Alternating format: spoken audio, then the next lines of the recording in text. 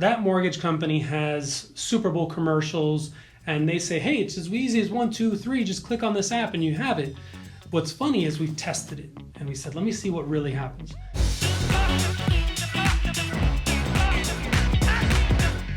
Hello and welcome to Practical Personal Finance, where you get the information you need to understand and succeed with money. Today we're talking about the key advantages of working with a mortgage broker, and I'll be joined by Phil Stevenson.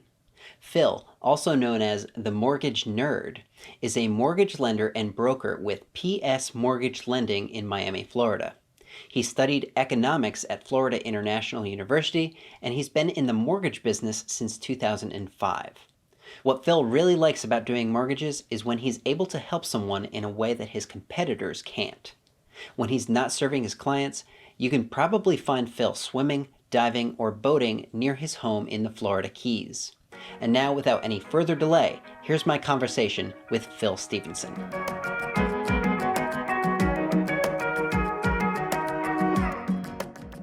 Phil, thank you so much for coming on the show today and for sharing your knowledge and expertise. Let's start off with a very broad question. What role does a mortgage broker play in a real estate transaction? So a mortgage broker, by definition, is essentially the middleman that helps facilitate between a borrower, someone who's going to borrow money to purchase a home or refinance, and the large lenders. Now, there are also mortgage lenders like me. I'm a direct lender, but smaller, where we sell our loans after closing to those larger lenders. So it's kind of the same thing, just with certain flexibilities to it that you don't get as a pure broker. But essentially, either way, it is the expert, the one that understands all the products and the different lenders and which one is better with this or better with that, that can help facilitate the process for you to the most optimal way for you as an individual. How does a mortgage broker compare to a loan officer at a bank or a mortgage company?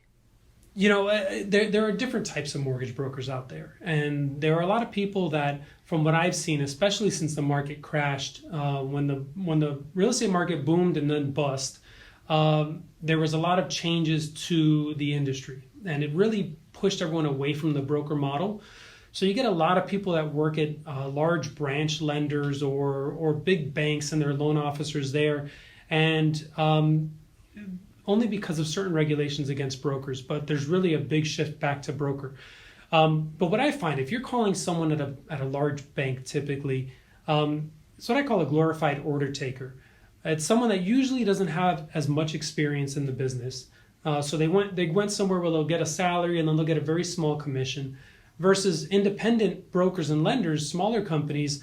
We don't make a salary. We get paid off of closing the loan. So it behooves us to do it the right way and efficiently and get people closed and get all the realtors to love us, to send us more business, because there's no security blanket, so to speak. And I always use the analogy, it's like going to McDonald's for a burger versus going to somewhere like here in Miami that's Clutch Burger is a good example, where they have Wagyu burgers, really well sourced and delicious. And, which one do you want to go to? And but for the same price, really. I really like how you use that analogy, and I also like how you talked about following the money trail. How are they getting paid? How is a mortgage broker getting paid versus how is a loan officer getting paid? And I think that paints a really clear picture. So how does a mortgage broker compare to an online lender like Rocket Mortgage? So now, let me start with this, because a lot of people have this misconception. When that mortgage company has Super Bowl commercials and they say, hey, it's as easy as 1, 2, 3, just click on this app and you have it. What's funny is we've tested it and we said, let me see what really happens. So then they have somebody call you and say, hey, I'm just confirming this information. Yeah, right. That's the loan officer. That's the mortgage loan originator. That's the licensed individual that needs to put your information together and quote you the rate.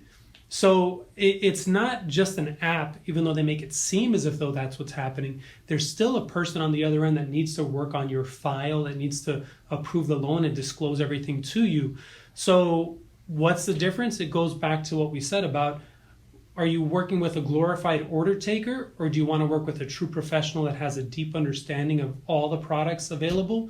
And that's going to help you navigate through the process, which is, for most people, especially those that haven't done it before. It's a very stressful process in buying a home, and mortgage guidelines are stricter than ever. So a lot of people, especially self-employed and people that own other properties, it's very difficult and there's a lot involved. So usually a personal touch of someone, true professional, is what a lot of people go for. You mentioned personal touch. What are some of the benefits of using a mortgage broker when shopping for a home? So we do the shopping for you as far as mortgage rates and everything are concerned. Not only that, something interesting I found is I actually had a client come to me because her financial advisor with one of these big banks told her, do not use our big bank for your mortgage. She got a pre-approval letter from that big bank anyway, went and made an offer somewhere after speaking to me, but turned in that big bank letter and she got denied. They didn't accept her offer, they accepted someone else's offer. Was it because of that letter? I don't know. But a lot of realtors tell me they don't want their clients handing in a letter from one of these big banks because the seller's realtor might say, they're going to take 2 months to close. You don't want to work with them. But when you come with a smaller company, believe it or not, it goes against what most people would think. But the realtors look at that and they say, okay, this is a small company that's going to move faster, should move faster because there's no guarantee. But that's a lot of what you get when you're shopping for a home that I've seen in today's market. Now, what are some of the disadvantages of using an online lender? Going back to the same. I mean, let's say you mentioned Rocket Mortgage. Rocket Mortgage is Quicken. Quicken is located in Michigan. They have a huge call center. So they have no idea what the South Florida market has versus the Michigan market. They don't know that in Broward County especially, people are making offers of $50,000 more than the appraised value on properties. You're getting 10 offers at a time. Maybe they've experienced one client that had that, but all their other clients are throughout the rest of the U.S. But their market's Michigan. People in Michigan think that there's a slow period in the winter, but not in South Florida. So there's so many things that, I'm not even scratching the surface of the differences between using someone local and someone that understands your market versus someone that's just an online app. That being said, are there any situations at all where it may be advantageous for someone to use an online lender? So there might be times where, you truly shop it. You go to one of these online companies, which by the way, usually when you go online and you shop these lenders, what you do is you're going online and you're putting in your information and 5 different companies are buying leads from that company. So you think it's an online lender, but really it's just being sold. And I could be buying those leads. So you could have someone local, you could have one of these big shops in California, which California has a ton of huge mortgage companies that do a lot of marketing throughout the country. There's a lot of competition with California companies. So your information could just be sold to companies like mine, and then now they have to compete with each other. The downside is you might get bombarded with a lot of sales calls, and they might hand it over to a different salesperson and then to a different salesperson, and it goes through their pipeline. But will it be advantageous? I don't win 100% of my loans. I tell people, shop it. Only you win when you shop. I hate it when people come to me and say, I went with this other company, but they never shopped it with me, and people that I've known for years. Only they win when they shop. And sometimes I say, hey, look, that's a better deal. I can't believe you found that. So sometimes you might find something better, but you still run into the issues of how long is it going to take to close and what obstacles are there in place that they might not know for your local area, or it's just not fitting well with someone that's a tougher type loan.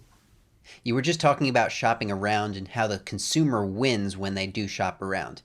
That being said, are there any downsides to filling out an application with an online lender to get pre-approved?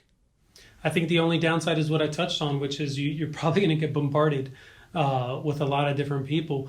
For years, I only offered reverse mortgages, which is for people 62 and over. That's from 2011 to 2017. And there it's really tough competition. Like you get a lot of these big call centers that try to churn as many applications as possible. And I've had clients that they get totally turned off. They don't even want to talk about the mortgage anymore because they put something in online and they're getting 10 calls a day from different companies. So that is something that can happen when you're working with those types of companies that they don't live on referrals like I do. They live only on their marketing, so they have to really bug you and try to get you to get an application done. Do you think that technology and online lenders will ever be able to replace mortgage professionals? I hear that a lot. And it's kind of newer to the mortgage business than it is, let's say, financial advisors or accountants. But let's think about those different things. What happened when Fidelity started doing where you can do your own financial trading and stuff, and E-Trade and all those different platforms? Are the financial advisors still here? Of course. But what about more recently, Robinhood? I'm sure you've heard about all the GameStop stuff and Dogecoin and everything that's being sold on Robinhood. But there's a downside to Robinhood. A lot of people don't realize that they don't charge fees, but they're selling your information and your trades out to others.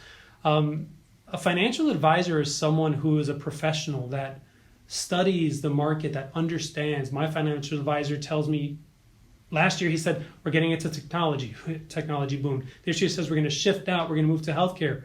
Technology went down, healthcare's booming. So it's the same with mortgages. Or what about an accountant? My accountant gave me an awesome tip about something I didn't know, that I've spoken to other self-employed people who says, wow, I didn't know that. When you go on an app to do your taxes, you're not going to know all those nuances. It's the same with us. Some of the technology is going to come in and take a small portion of our business, but there's still a place for the self-employed person with multiple properties who needs someone local, who might want to come into my office, which is rare, and see me face to face. But there's always going to be that place for us, and I think we're always going to succeed no matter what. Awesome. What would be your advice to someone shopping for their first home in regards to the mortgage? I would say shop different companies. That's one for sure. But sometimes don't just look at the rate. Everybody focuses on the interest rate, that number.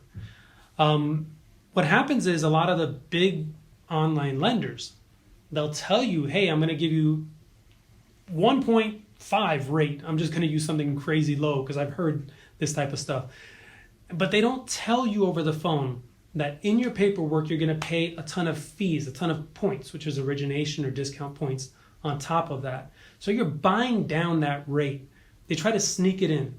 So what other stuff are they going to try to do to sneak in that they're going to tell you to, it's not to your benefit. Not only that, working with someone local, you get, again, that understanding of the local market. So shopping is important, but getting someone who could really educate you and kind of hold your hand, per se, if you're a first-time home buyer, that's really what you need, and you're not going to get that from a big out-of-state call center. Phil, once again, thank you so much for taking the time to come on the show today and share your vast knowledge about mortgages with all of us. If anyone would like to learn more from you, where's the best place to do so? Well, you can, first of all, you could look me up on YouTube, where I have a lot of videos. I'd love to have your subscribes and likes on there. Mortgage Nerd Phil or Mortgage Nerd Phil Stevenson, you'll find me on YouTube and you'll have everything there. Or go to our website, pslending.com. Those are my initials for Phil Stevenson, pslending.com. And either way, you'll have phone numbers and emails and everything on either of those.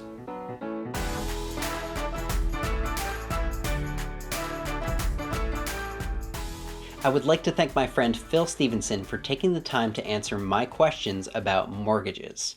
If you're thinking of buying a home in South Florida, I would highly recommend contacting Phil for a pre-approval. Do you have any other questions about mortgages or the different types of mortgage professionals out there? Let me know in the comments. If you enjoyed this video, you'll love this other one I made about how much you can afford to spend on a home. Click right here to watch. And if you'd like to show your support for my channel, click right here to become a subscriber. As always, thanks for watching. I'm Andrew Shear, and I'll see you next time.